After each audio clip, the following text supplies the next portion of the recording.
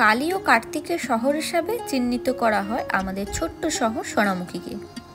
সেই কার্তিকেরই কিছু মুহূর্ত আমি তোমাদের সাথে শেয়ার করব। এখন তোমাদেরকে আমি যে কার্তিক দেখাচ্ছি সেটা হচ্ছে সোনামুখীর বড় কার্তিক। কার্তিক পুজোর এই 5 দিন সোনামুখী থাকে একদম জমজমাট। এরপরে তোমাদেরকে দেখাবো বকুলতলা কার্তিক। এই কার্তিক নিয়েও অনেক ইতিহাস আছে। খেয়াল করে দেখো, এই কার্তিকের পায়ে কিন্তু কোনো জুতো থাকে না। অন্যান্য বাকি কার্তিকরা কিন্তু পায়ে জুতো পরে থাকে, কিন্তু এই বকুলতলা কার্তিকের পায়ে কোনো জুতো থাকে না। এর পিছনেও রয়েছে কিন্তু অনেক বড় ইতিহাস।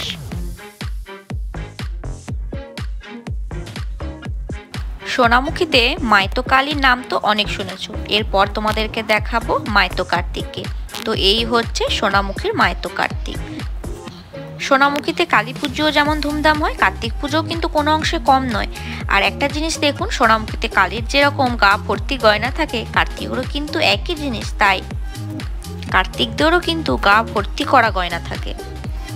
এই মাইতো কার্তিক তলাতে ছোট্টখাট্ট কিন্তু মেলাও বসে। আর এর ঠিক পাশে রয়েছে আমাদের স্বর্ণময়ীর মন্দির। এই স্বর্ণময়ী মায়ের নাম অনুসারেই আমাদের সোনামুখী শহরের নামকরণ হয়েছে। চলুন তাহলে মা স্বর্ণময়ীর মন্দির থেকে ঘুরে আসি।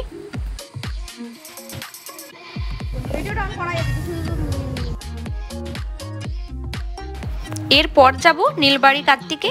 নীলবাড়ি কার্তিকের অপর নাম হচ্ছে বারুদ রাজা। কার্তিক ভাসানের রাতে চৌমাথাতে এরা যে ধরনের বারুদ ও বাজি প্রদর্শন করে তা কিন্তু বেশ দেখার মতনই থাকে। সেই জন্য এই কার্তিকের অপর এক নাম হচ্ছে বারুদ রাজা। এরপর আমরা চলে যাব শিশু কার্তিক তলায়। এখানে কিন্তু বেশ বড় সড়ো রকমের মেলা বসে, তার সাথে অনেক রকমের খাবার দোকান। তাহলে চলো তোমাদেরকে একবারটি ছোট্টখাট্ট করে মেলাটা দেখিয়ে দিই, তারপর আমরা চলে যাব কার্তিককে দর্শন করতে। তো আমরা এখন চলে এসেছি কার্তিককে দর্শন করতে। কার্তিক দর্শন করার পাশাপাশি এখানে ছোট্ট মঞ্চ করে এখানে বিভিন্ন রকমের অনুষ্ঠান হয়। তার সাথে সাথে আমি একবার আমাকেও দেখিয়ে দিচ্ছি। আর আমরা এখানে সবাই মিলে চলে এসেছি মেলাতে, এই যে লটারি কাটতে।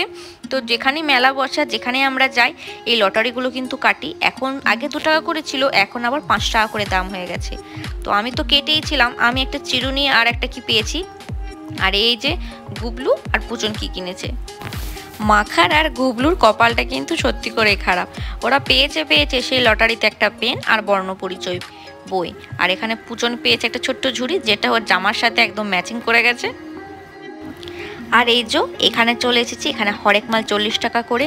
40 টাকা করে এখানে যে চুড়ি বা কানের যে ধরনের জিনিসগুলো পাওয়া যাচ্ছিল, সত্যি কিন্তু ভীষণ সুন্দর। তাহলে আজকের ব্লগটা এখানে এন্ড করলাম।